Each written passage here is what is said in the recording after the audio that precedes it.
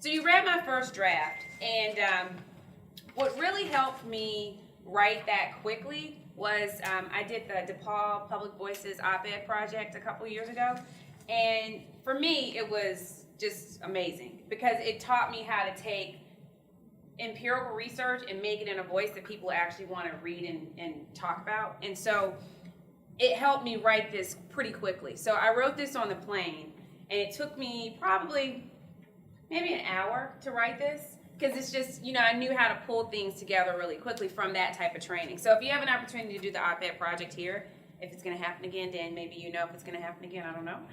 But do it because it's really good. It was really powerful for me. So that was my first draft. And so what I did, if you go to this next page that has the email on it, sorry I didn't number the pages, I was piecing together this.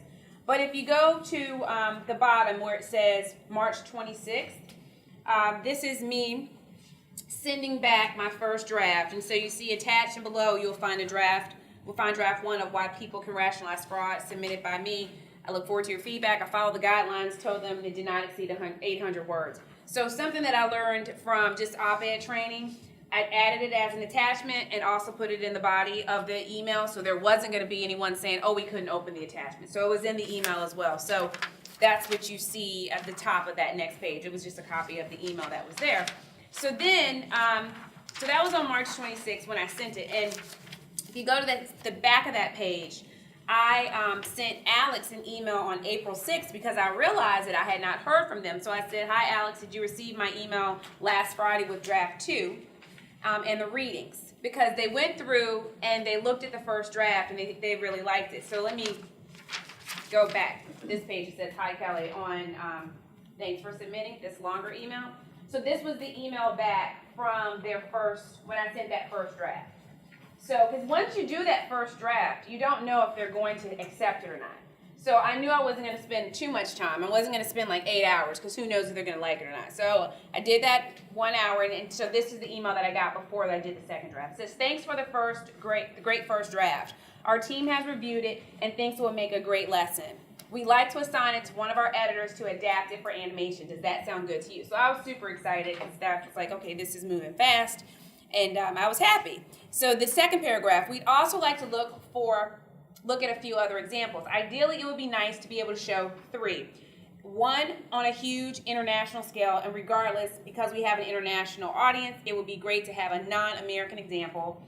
1 on a middle range, Rita Cromwell will work great for this, and 1 on a very small scale, small scale embezzlement or time card falsification or something like that. That way we can show how this analytical framework works at all levels and doesn't just apply to the big moguls, Bernie Madoffs of the world, but everyday people who find the opportunity as well. And if you could include the pressure, opportunity, and rationalization examples for each of those, as well as any additional articles that would be helpful for our editor, that would be great too. Also, is the fraud triangle specific to fraud, or has it been used to examine other criminal and moral behavior? If it's specific to fraud, what keeps it from more universal applicability? I'd like to get our editor started as soon as possible so we can move this into production. Do you think you can send those materials in the next day or so? I'm like, oh, this is great. So now, March 6th, I'm either about to go back from Malaysia to the U.S. and I get this. So another plane, I'm working on this on the plane. I think that was what I was doing at the time. Yes, I was. I was working on this going home. And so he's like, a day or so. This is great. So I read this. I'm super excited. And so I do a draft 2. And so I did a draft 2, and now go to this page that has the email at the top that says April 6th. So I did a draft 2, and I didn't hear back from them. So I sent them an email on April 6th saying, did you receive my email last Friday with draft 2 and the readings? I was flying over China and the Wi-Fi was bad, so I want to make sure you received it because I didn't want anything to sort of fall through the cracks because I had already started investing time to it. And so he wrote back, and that's the top. I got it. Thanks for checking. One of our editors is working on it now. Once he's taken a pass at it, I'll send it back to you. So one of the things that made this easy for me is because of the op-ed training, and I had published things with the Washington Post, the Daily Beast, and PBS Need to Know. I was used to working with editors, so I was used to them chopping up whatever you were going to say. So it didn't really bother me. So I was just waiting. So I got this email at the bottom, this lower half, after their editor had looked at the second draft. And so this is what he said. He says, I've attached our editor's pass at the fraud script and would love to hear your thoughts. He suggested using this more recent story in lieu of the comptroller case because the three legs are a little bit more clear, particularly rationalization, but let me know how you feel like it doesn't work. So he's talking about this case where at St. John's, I want to say their controller embezzled a lot of money from St. John's, but she ended up killing herself. And so I wanted to keep the Rita Cromwell story in there because I have a documentary that I'm doing about Rita Cromwell. For selfish reasons, I needed that in there. So he gave me some things that they were fact-checking in the script. And so he then tells me the script's about 50 words longer than it needs to be. If you could suggest cuts as you go through as well, that would be very helpful. Please make track changes in the changes mode just so I can follow everything. Would it be possible to send this back to me by Wednesday morning? I think this was Tuesday. And I said, please let me know if you need more time. So I'm like, sure, I can do that. So I knew going into this I wasn't going to use that story because, and I'll show you, we just launched our film's website yesterday, soft launch yesterday, so I'll show that to you. But I knew that I didn't want to do that and put the St. John's case in. So I wrote him back and I said, I know that case well, although it's a little bit different because the woman ended up committing suicide. That's actually called red collar crime. I really don't want to go into that. I want to go into a case where a person is still alive that didn't commit suicide. So they said, okay. So this is, on this page here, this is the example of the script after it's gone through the editor twice. And so you can tell with this that the essence of what I was saying is here, but what they've done is they've cleaned it to make it more applicable to a voiceover artist telling the story. So, and then they were fact-checking every single line. But I wasn't really worried about that because I knew where all the research came from. And when I wrote the first script, I gave them a reference page to a lot of the things that I thought that they would want to know about anyway. So you can see I just copied this with the comments. And you can see how they're going through and fact-checking and making sure everything's explained. You don't have to read this because I'll let you hear how the lesson turned out. But that's just, so there was 2 rounds of reviews, which was good. Because I think the first round they liked so much, so there was just tweaking. It wasn't a major rewrite, which I was happy about. And so after we agreed on the script, then I get this last email on the last page, on the back page. And this is saying that we hope you're well. I want to introduce you to the incredible animator working on your lesson, Franz Palamores, one of Ted Ed's own animators. So they have a couple of animators that are in-house. And so Franz was mine. The animator may contact you with questions before the drafts of the animations are available. And we'll also try to make sure that you see a version of the animation when it's ready for viewing. When you see the animation, please make sure to watch it for any fact corrections. It is hugely important for all the facts and representations of the facts to be presented correctly, since we can't really pull these pieces once they are published online. So, so Franz and I connected, and I'm originally from Durham, North Carolina. Franz went to NC State, so we connected over that and talked about just like him hating Tar Heels and he's, Wolfpack and all that kind of stuff. So we talked about that. And so now we're Facebook friends. So Franz was my animator, and I'll show you my TED Ed lesson and how it turned out. I use a lot of these lessons in my class because I just think they're fun. So this is mine, and this is how mine turned out. So mine hasn't been heavily viewed a lot like some of the others. So it's had 90,659 views. The lesson that's about lying has about a million views, so hopefully I'll get there one day.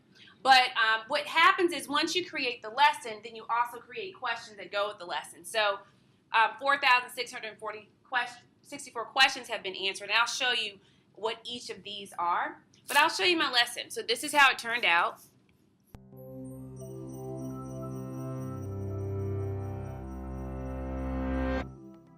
If you ask people whether they think stealing is wrong, most of them would answer yes. And yet, in 2013, organizations all over the world lost an estimated total of $3.7 trillion to fraud, which includes crimes like embezzlement, pyramid schemes, and false insurance claims. This wasn't just the work of a few bad apples. The truth is that many people are susceptible not only to the temptation to commit fraud, but to convincing themselves that they've done nothing wrong. So why does fraud happen? While individual motivations may differ from case to case, the fraud triangle, a model developed by criminologist Donald Cressy, shows 3 conditions that make fraud likely: pressure, opportunity, and rationalization. Pressure is often what motivates someone to engage in fraud to begin with. It could be a personal debt, an addiction, an earnings quota, a sudden job loss, or an illness in the family. As for opportunity, many people in both public and private sectors have access to tools that enable them to commit and conceal fraud: corporate credit cards, internal company data, or control over the budget. The combination of pressure and being exposed to such opportunities on a daily basis can create a strong temptation. But even with these 2 elements, most fraud still requires rationalization. Many fraudsters are first-time offenders, so in order to commit an act most would regard as wrong, they need to justify it to themselves. Some feel entitled to the money because they are underpaid and overworked, and others believe their fraud is victimless, perhaps even planning to return the money once their crisis is resolved. Some of the most common types of fraud don't even register as such to the perpetrator. Examples include employees fudging timesheets or expense reports, taxpayers failing to report cash earnings, or service providers overbilling insurance companies. Though these may seem small and can sometimes only involve hundreds of dollars, they all contribute to the big picture. And then there's fraud on a massive scale. In 2003, Italian dairy food giant Parmalat went bankrupt after it was found to have fabricated a $4 billion bank account and falsified financial statements to hide the fact that its subsidiaries had been losing money. Because it was family-controlled, corporate governance and regulator supervision were difficult, and the company likely hoped that the losses could be recouped before anyone found out. And it's not just corporate greed. Governments and nonprofits are also susceptible to fraud. During her time as city comptroller for Dixon, Illinois, Rita Crundwell embezzled over $53 million. Rita was one of the country's leading quarter horse breeders and winner of 52 world championships, but the cost of maintaining the herd ran to $200,000 per month. Because her position gave her complete control over city finances, she was easily able to divert money to an account she used for private expenses, and the scheme went unnoticed for 20 years. It is believed that Crundwell felt entitled to a lavish lifestyle based on her position and the notoriety her winnings brought to the city. It's tempting to think of fraud as a victimless crime because corporations and civic institutions aren't people. But fraud harms real people in virtually every case. The employees of Parmalat who lost their jobs, the citizens of Dixon whose taxes subsidized horse breeding, the customers of companies which raised their prices to offset losses. Sometimes the effects are obvious and devastating, like when Bernie Madoff caused thousands of people to lose their life savings. But often they're subtle and not easy to untangle, yet someone, somewhere, is left holding the bill.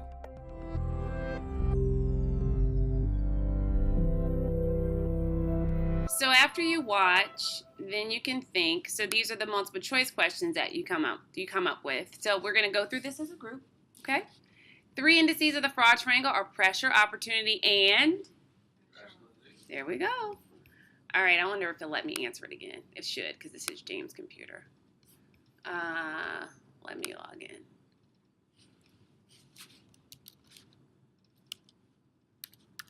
So I use this in my class. If I do any, I may have forgot my login, but we'll see. I don't go here a lot. Let's see if it logs in or not. Let's see. Okay. So you see rationalization. So they're just, you'll see my answers here. The next question, fraud is a $3.7 trillion problem. Parmalat falsified financial statements to hide losses from their subsidiaries. True. Rita Crundwell embezzled $53 million from the city. Sometimes the effects of fraud are not obvious and are hard to untangle. True. and then use the fraud triangle to analyze a recent fraud case you've seen in the media. You'd be surprised how many people fill this out, and I get responses from all over the globe about their situation, and those come directly emailed to me. And then discuss how fraudulently making higher insurance claims or falsifying timesheets can be harmful to you or your community. I haven't gotten any answers to that one, but I haven't gotten an answer to this one yet before. Please discuss the Madoff fraud case and its impact on global community. Why do you think this fraud went undetected for so long? There was one more, I think. Did I miss? Dig deeper. So here is just some information that they ask you to pull together, like additional reading. So I have stuff from the Association of Certified Fraud Examiners site, and then just some other readings here. This actually, the most notorious pink-collar criminal to be sentenced, this here is actually the one of the things that I did from the DePaul Public Voices op-ed project. So this hit the Daily Beast front page the day Rita was sentenced. So that was Valentine's Day of 2013, and there you see my picture. So this pitch took about just 2 drafts to get to the Daily Beast, but by the time I got to this article, I had already done maybe 2 op-eds with the op-ed project, so I was like a pro at it at that point, so it didn't take a long time. But this, so I wanted to link that to my website, or to this article,